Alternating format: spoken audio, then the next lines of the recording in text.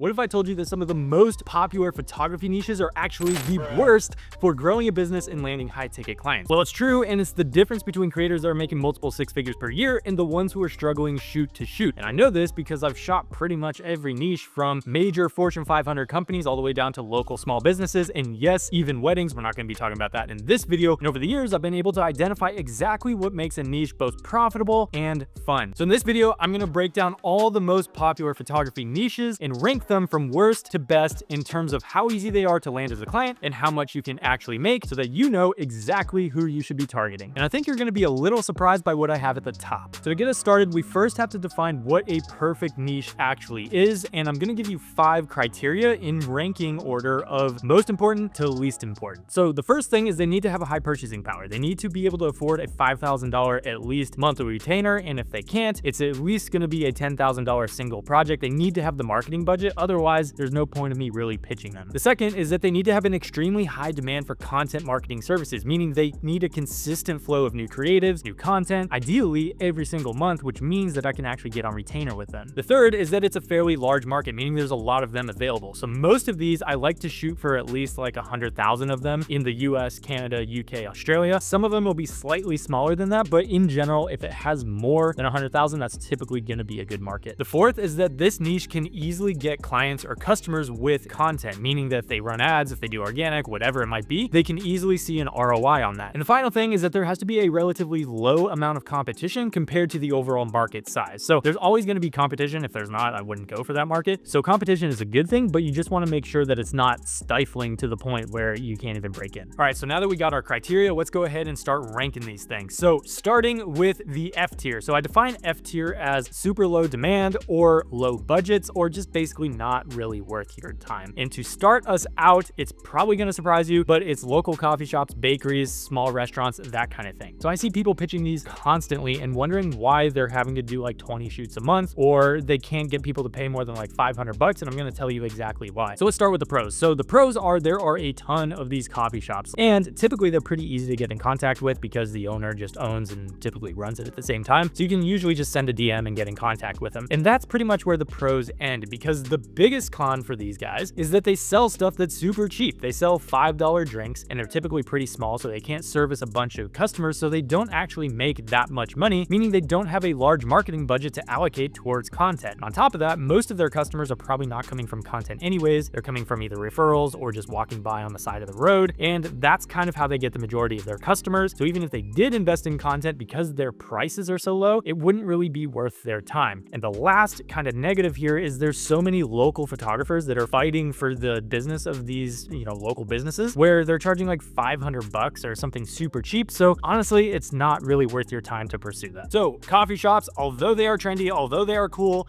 F tier. Moving on to the next one. Now, this isn't necessarily a commercial photography niche, but it is something I see people trying to kind of fit into the commercial photography realm, and that is any type of landscape photography or just like Instagram photography. And I get this because for the first 2 years of my career, that's pretty much all I shot. I refused to shoot anything with a building in it, or basically anything that wasn't a mountain, a tree, a beach, or anything natural. And then I wondered why I was struggling to get clients. Well, it's because all I was shooting was trees. So aside from it just being fun and kind of a hobby, it's really a horrible business niche. And the reason why is because there's extremely low demand, because companies don't view this as a marketing expense or a marketing investment. It's more of an aesthetic thing where, yes, they'll hang up a print in like a hotel, or maybe if they're staging a house, or maybe they'll just buy the prints just because they want to put it in their own house. But that's kind of the extent of the market for it. And as a result, the budgets for this kind of stuff is typically pretty low. The one exception here is if you get hired on by like Nat Geo to be a photographer, or get hired on to some sort of nature documentary. Like, yes, there's definitely money in that, but that's not really commercial photography. That's more of the documentary route, so we're not going to really talk about that. And because of all these factors, it's not easy to get any clients, because honestly, they don't really want to pay, and there's a huge amount of competition. Lots of people that are really talented that they could probably go get a print from for much cheaper. So overall,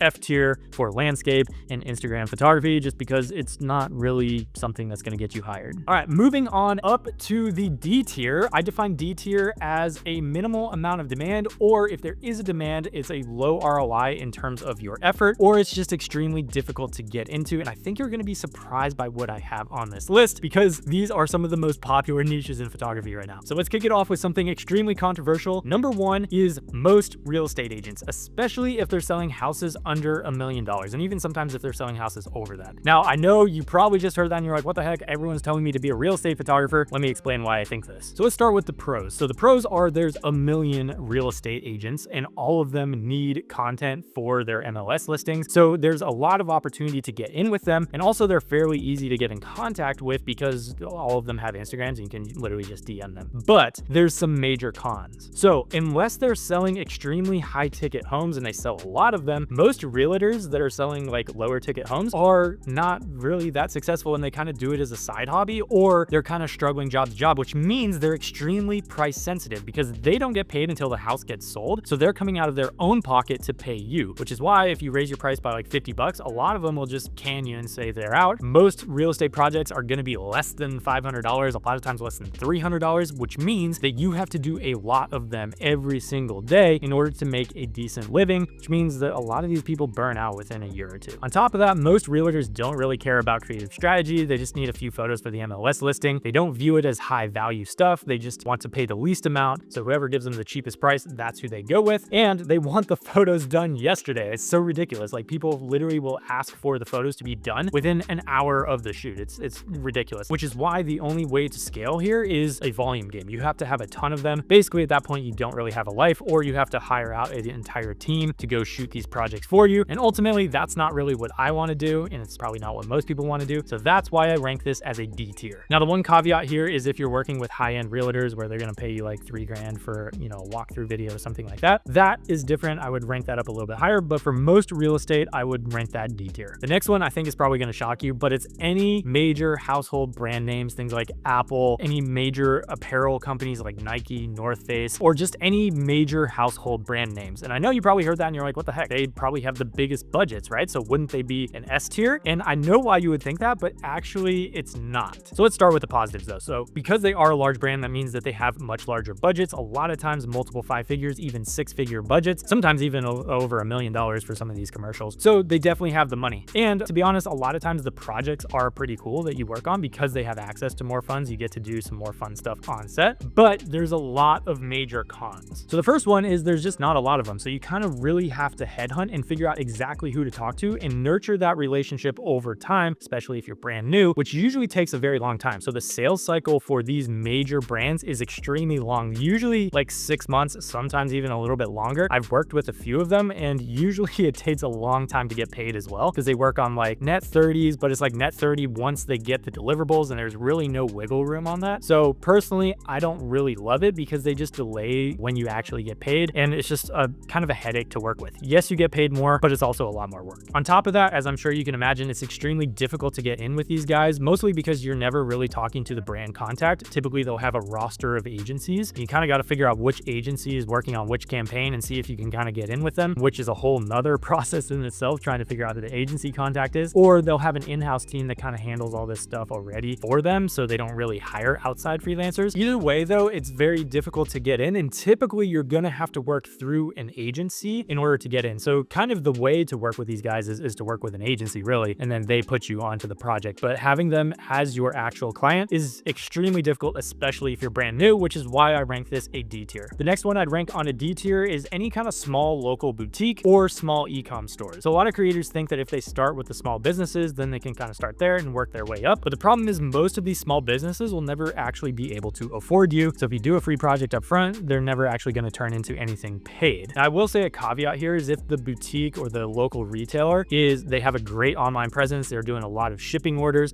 and they're doing constant drops, I'd actually bump that up to a B tier. But most of the time that's not the case. So I'm just talking local retailers where maybe they have an online presence, but they don't really focus on it. Most of their business is actually from the store. So let's start from the positives. It's pretty easy to get in contact with these people. You can literally just walk in the store and ask to talk to the owner. A lot of times you can get in contact with them right away. Typically, they'll be pretty open to projects with photographers, assuming that it's free or it's extremely cheap, but that's kind of where the positives end. In terms of the negatives, typically they have extremely limited cash flow, meaning that, their margins are pretty low. They don't have a lot of foot traffic coming through. So like they can cover their staff, they can cover, some of the overhead, but adding on other freelancers or content or all that kind of stuff really isn't something they can afford because they don't have it in the budget. And because they don't have much of a budget for content, basically all they need is, some product photography, maybe a little bit of lifestyle stuff specifically for their store. But in order to get into more of the content strategy stuff, they really don't have the budget for that. So investing in any kind of like higher level creative strategy really isn't worth it for them, especially because they're oftentimes competing with guys like Shein or Amazon or Temu or all these other online retailers that a lot of the times sell the same thing for a lot cheaper. So it's really not worth it for them. And on top of that, there's also a decent amount of competition from local photographers. Again, they're going to be charging pretty low rates, probably in the $500 range, unless it's a one-time shoot. Sometimes they'll charge a little bit higher, but honestly, it's not really worth your time to pursue these types of projects, which is why I put it at a D tier. Moving on up to the next tier, which is C tier. So I define C tier as just a low potential for retainers or just a low ROI on the amount of time and effort that you have to spend on it. So the first one is gonna ruffle some feathers, I think, but it's gyms, fitness centers, anything along those lines, except for the high tier ones. I'll get to that in a sec. So the problem with most gyms is they have extremely low cash flow because again, they're not charging a whole lot and they have a capacity limit on how many people they can actually allow to join the gym. And as a result, what you'll find is most gyms have extremely low marketing budgets and they're putting most of that marketing budget into ad spend versus testing and creating new creatives. On top of that, most gym owners are extremely risk averse, meaning that they don't like investing in marketing when they can't see a clear ROI. So a lot of times what you'll do is maybe you get on and you do a shoot with them, but after a week or two or a month, maybe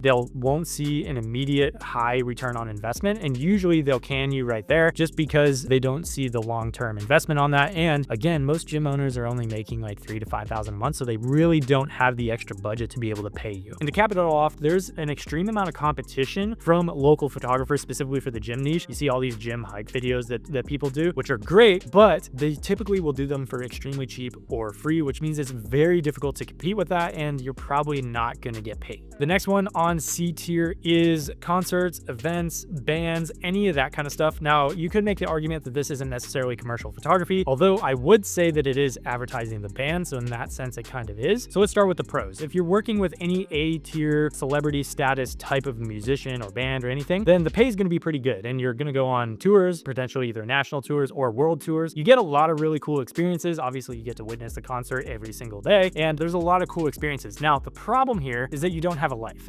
So basically your life is shooting the tour, is going on, the trip with the band and following them around. So you shoot at night, then you edit all night, and then you have to post and manage the social. So it's a lot of work. It's a lot of hours. Again, you don't really have a life, and that's why there's a high churn in this industry. So most of these concert photographers only do it for a year or two, maybe 3 max, and then they say, I'm out, I gotta go do something different that's less demanding. So like I said, the top tier celebrity type brands, the pay is gonna be pretty decent, but as you work your way down, it's very difficult to get in with those bands unless you know somebody, know a manager, know a friend of a friend, that kind of thing. So most people are gonna start at a lower tier band when they go on tour. So you're gonna have the same amount of work, same amount of effort, but you're just getting paid a whole lot less. So unless your goal is to be a concert photographer for the rest of your life, or at least the next 10 years, it's honestly not really worth your time, in my opinion. And this is coming from a guy, I haven't shot concerts myself, but I know a lot of concert photographers and they all pretty much tell me the same thing, that it's cool for a few months, but after that, they just get burned out and it's just a lot of work. And the last point I'll make on that is that the competition is extremely high here. Like tons of people are just shooting concerts for free, right? Just trying to get in. People DMing bands all the time, especially at the top tier. So it's just very, very difficult to get in. All right, moving on up to B tier. Now B tier, we're starting to get into some niches I would actually recommend trying to get into, but I will say that the competition is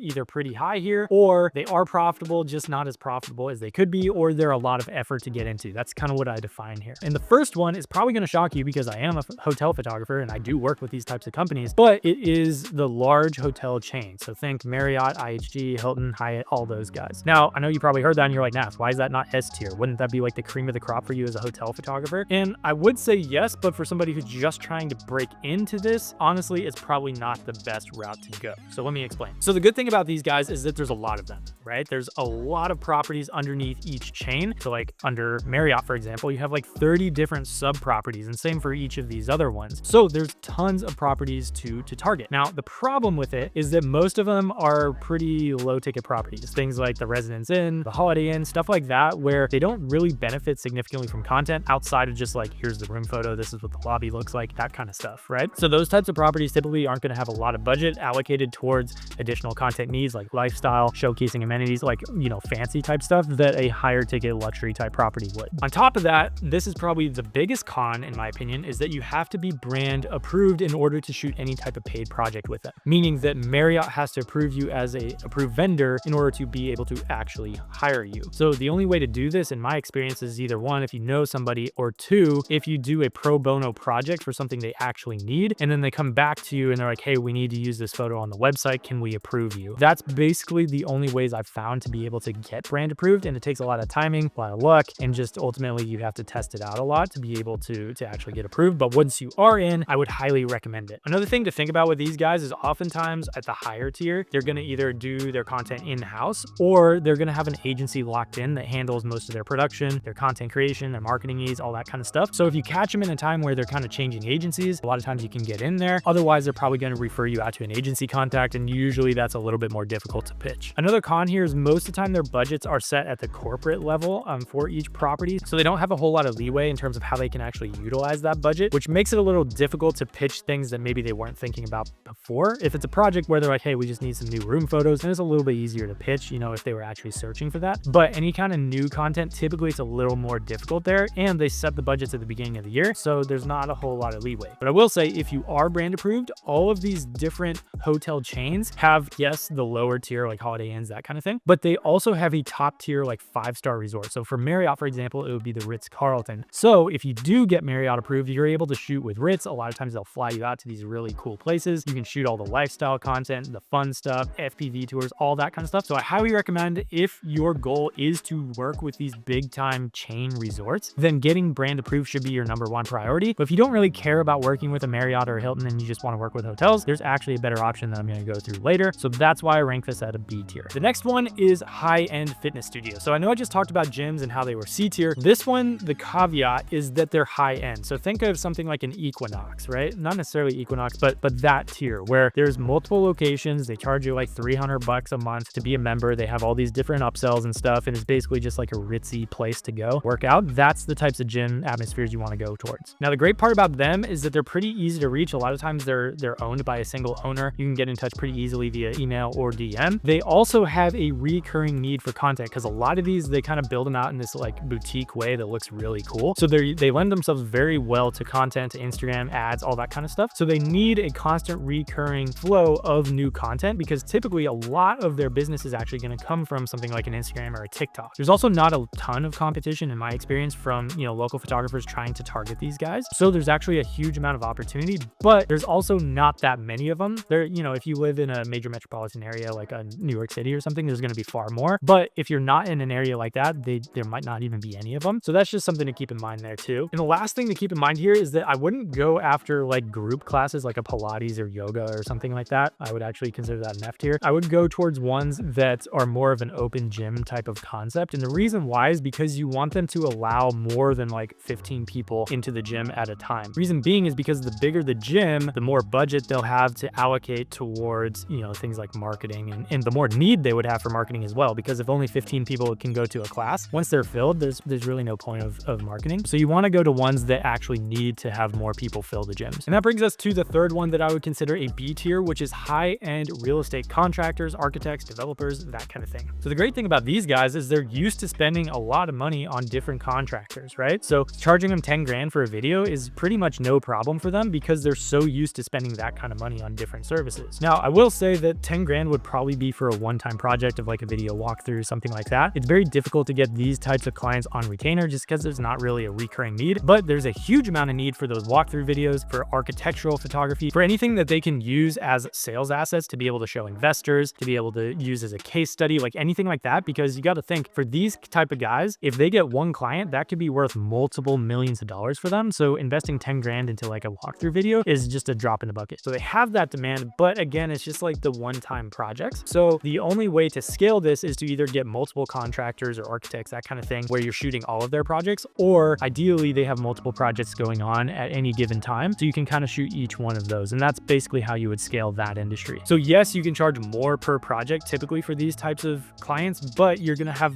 less of the projects throughout the year. So you might have to supplement it with some other types of stuff like, real estate or hotels. All right, so now let's get to A tier. So A tier, I would highly recommend going after these niches. I consider them highly profitable, great niches, not a ton of competition, but they might be a little bit slower to close or harder to close. And that's the only reason I don't make them S tier. So the first one is high-end restaurants. And by high-end, I mean like Michelin star or like really cool cocktail bars, a bonus even if it's connected to a high-end hotel, because sometimes you can get a 2-for-1 special on that. But think about $100 plus per plate. That's what we're going for. So the great thing about these types of restaurants is they actually have a huge demand for content because they're constantly launching new dishes. So they have seasonal promos. Sometimes they'll have stuff for different holidays. Sometimes they'll do different types of catering. There's all kinds of different things that they're launching constantly that they need content about. And not just here's what the food looks like, but also kind of the backstory behind it. A lot of these places are kind of a farm to table type of vibe, or they have unique stories on how they actually came up with the dishes. The chef typically is very creative, so sometimes you can get creative with that as well. So there's a lot of need for content. They also do typically pay pretty well, but there is a lot of competition from local area photographers, especially if you're in like a major metropolitan area. So that's something to keep in mind. So when you do pitch, you don't want to just pitch food photography because like, yes, you can definitely do that, but you more so want to pitch creative strategy because that's what most other photographers or content creators in general are not going to be pitching. And that's ultimately what moves the needle in terms of getting them more business. The next one on the A tier is luxury vacation rentals. So think luxury VRBOs, Airbnbs, that kind of thing. Typically, they're going to be charging at least $1,000 a night. I probably wouldn't go after anybody who's charging less than that just because they aren't going to be able to afford to pay you. But for the ones that are charging high ticket rates per night, they are a perfect client. Here's why. So first of all, there's a massive demand for content year round, especially if there's a seasonal destination, because their property is going to look different in the winter than it does in the summer. And they're likely going to have different activities available to people depending on the season. And they're going to want to showcase all of those different things. On top of that, there's a huge demand for them to push direct bookings to their own website or DMs or whatever versus booking through some third-party agency where they charge a fat commission fee and they lose out on that income. Another great thing about this is a lot of times they're either managed or they're owned by a larger group that owns multiple or manages multiple of these properties. So if you do a great job with one of them, a lot of times they'll put you onto more of their properties that are in the area or even that aren't in the area, and they'll fly you out to them. So that's a really cool feature as well. So that could potentially mean more clients for sure, but also retainers. And probably the biggest reason I love this niche is because yes, they have a high purchasing power based on how much they're charging per night. But more importantly, it's so easy for them to get guests based off their Instagram presence. Because think about it, one of the most popular niches on Instagram is luxury travel content. And if they have a sick property and they're just doing a poor job displaying it and showcasing all the features of it, if they just do a better job, run some ads to it, they can get guests almost immediately. So it's a very quick ROI for them. And it's kind of a no-brainer, especially when you can showcase all the different other like villas and properties that are crushing it. Like think Bali, Mexico, all these different places where they're charging super high ticket, but they're booked out like a year in advance just because everyone's like, this is the sickest place ever, I want to go book it. You can just show them that and they're like, yes, that makes sense. Our property is cool too. Why don't we do that? So it's super easy for them to get guests off of Instagram. The last one, now this isn't really my vibe necessarily, but I know a lot of people who have gone this route and you can definitely make a really decent income off of it. And it's any kind of med spa, dentistry, or cosmetic surgery type of client. Those typically have a high purchasing power because they charge a fortune for any of these services and they have a huge amount of margin. They're also very like transformational based, like before and after, which means they need a lot of visuals that showcase that transformation and kind of knock out some of the objections like, oh, is it going to hurt? You know, that kind of stuff. On top of that, many of these clinics scale pretty aggressively, meaning they have multiple locations in different cities around the area. So if you get in with one, they'll probably want to put you on to all their other properties as well, so that you can, you know, potentially have retainers with each and every single one of them to drive more business their way. Another thing is oftentimes these clinics are already running ads. Typically they have, you know, kind of bad content that they're running ads to, but they're already spending 5 to sometimes even 15 grand a month on ads. So if you just give them better content and promise, hey, if we have better content, you're going to get a better ROI on your ads, they're already spending the money. They'll just get some better results. And ultimately it's a much easier sell. The last thing that's really great about this industry is that there's a bunch of agencies that are, you know, selling Facebook ads and that kind of stuff to these types of businesses, but pretty much nobody is selling content funnels to the point where, hey, we'll get the awareness via an ad or something else, but we'll also nurture these people. So they're willing to to pay you a lot more in the first visit versus you doing like a free consultation or like a 50% off deal or something like that. So if you can position this right, it's actually a great alternative to their Facebook ads agency that they're already paying, and you can basically take them over. All right, now the moment you've been waiting for, let's get to S tier, which is the cream of the crop. These are niches that you should have been targeting like yesterday because there's a ton of opportunity. They have a ton of money that they can actually pay you, and they really actually honestly need you. So number one on the list is mid-level direct-to-consumer e-com brands. So think beauty, consumables, wearables, apparel brands, all that kind of stuff, ideally in the $2 million to $20 million in revenue per year range. Now, the great part about these guys is obviously they do have the budget because they've already proven their concept and they're trying to scale aggressively via ads. A lot of times they'll do rounds of funding as well to get venture capitalists to give them more budget so that they can allocate it towards content marketing, towards ads, towards marketing, all that kind of stuff, and they can ultimately expand and scale. And because of that, there's an extremely high demand for content because they need it for ads, they need organic, they need to do UGC content, they need to do all these different kinds of stuff because they can't just run one ad, they have to run a bunch so that they can split test and figure out who the true winners are. So there's a massive amount of opportunity for creators to get in at the ground floor with a lot of these brands before they hire on other agencies or have somebody in-house or all that kind of stuff. So typically you can get in contact either with the founder or whoever their direct marketing contact is and start to, close those deals right away. So it's a very fast sales cycle. There's also a massive opportunity in this market. Like for each of those sub niches, like you can literally just look up new beauty brands and you'll probably find a ton of them. There's literally like thousands of them that pop up every single month. So there's a massive amount of opportunity. And the best part here is I kind of touched on it a little bit before, but they're not bogged down by the corporate hierarchy of a company like Nike or Disney or somebody that's massive. Because typically once you hit maybe like the $50 million a year, that's when you get into a lot of the corporate kind of hierarchy. You got to go through all these different levels of management, got to go through finance, all these different people to actually get paid. It's a little more difficult. So I like getting in on the ground floor whenever possible. And overall, it's just easier to reach them via DM or email because you can, again, talk directly to the founder and just get things rolling. And on top of that, the concept of content marketing as a funnel where you have like paid and also organic is extremely new for most direct-to-consumer brands. So if you can pitch a creative strategy that involves that versus just like, hey, I'll make one ad creative for you, then that will work wonders in terms of them wanting to get you on a retainer. The next one on the list is hyper growth SaaS companies, software as a service companies. So think guys like Stan, Bardeen, all these types of ones. If you haven't heard of them, you should definitely check them out on YouTube. So the great part about these guys is they're almost always funded by some venture capitalist who injects millions of dollars into the company, both for research and development, yes, but also for marketing. They also typically have a subscription service business model, which means that they have recurring revenue, which means that they're going to have that predictable revenue every single month to actually be able to pay your retainer. They also have a continuous need for new content. So yes, ads, social, just like the DTC brands, but they also have a little bit of a nuanced difference, which is tutorials. So they use tutorials both for, educating the current customer base, but also on YouTube, you can use them as a great search feature. So I'd highly recommend you check out like Bardeen, their YouTube channel, because they do a great job of creating these tutorials to actually show people how to solve their problems, but then position Bardeen as like the best way to actually accomplish it. There's also a massive market for SaaS companies. Like, again, there's like thousands of them started every single month. You can go on a website like AppSumo and you can literally see what's trending right now and all the brand new ones. That's actually a great way to get in touch with them and just kind of figure out who's new to the market. And lastly, there's literally like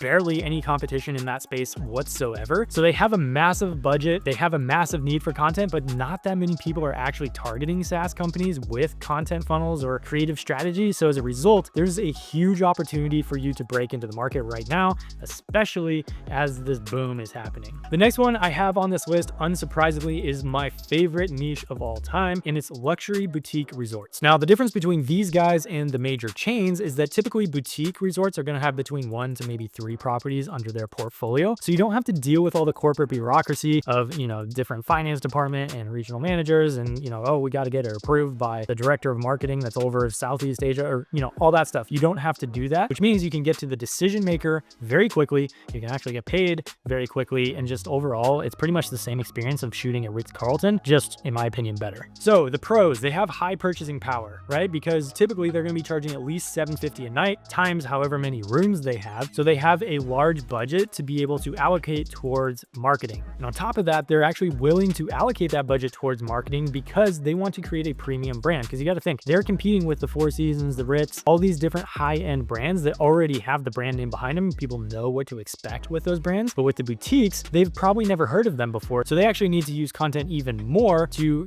create that brand, to create awareness around them, and then ultimately make people decide to book with them versus the major chains. So they have a high demand for content, yes, in the awareness kind of viral stage, but they also have a huge demand for content for things like excursions, amenities, different things to do around the resort, and basically any type of conversion-based content that makes somebody want to, book a stay there. There's also definitely a pretty large market here, definitely not as huge as, the major chains, but there definitely is a growing market for boutiques, especially in the destination areas. So, there's not really a shortage of ones that you can target. Now, also, just like the vacation rentals, content can actually move the needle a whole lot for these luxury boutique resorts, especially if they don't have much strategy at the moment, because really their goal is to get off of the third-party booking platforms that charge massive commissions. So if you can create content strategies that help them drive direct bookings, that opens the doors for them to be able to take whatever they would be spending on an Expedia or somebody like that and allocate that budget towards you. And that brings us to the last point, which is competition. So I know a lot of people are like, oh, there's a massive amount of competition. Everybody's pitching these hotels trying to get free stays. And yes, there is a lot of competition at the free stay, influencer collab,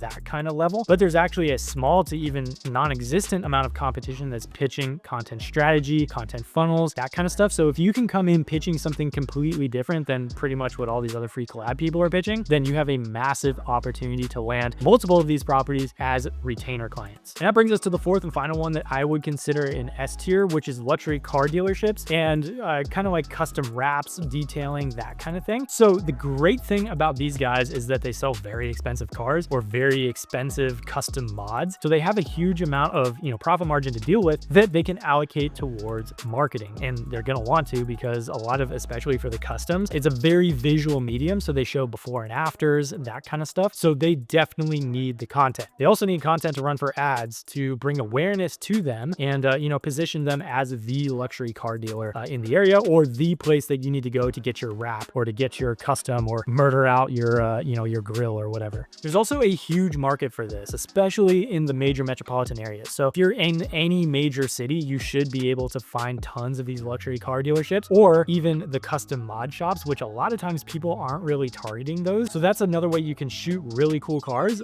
but there's also not a whole lot of competition. And the really cool thing about these is that, again, like the luxury boutique hotels, there's a huge niche on Instagram for really sick car mods, right? So you can really easily help them get clients with really solid content. If you can create a content strategy around getting more clients for them, then that's game over. You can land a bunch of these guys. All right, so that is a comprehensive list of niches I would not target, as well as ones that I would target in 2025 as a content creator. But if you're watching this video and you're like, dude, okay, I finally know who I want to target, but what the heck am I even selling? Because I've heard you talk about content strategy, being a creative strategist, all that kind of stuff. What does that actually look like? So if that's you, you're going to want to check out this video right here, where I break down the anatomy of a $5,000 a month content offer.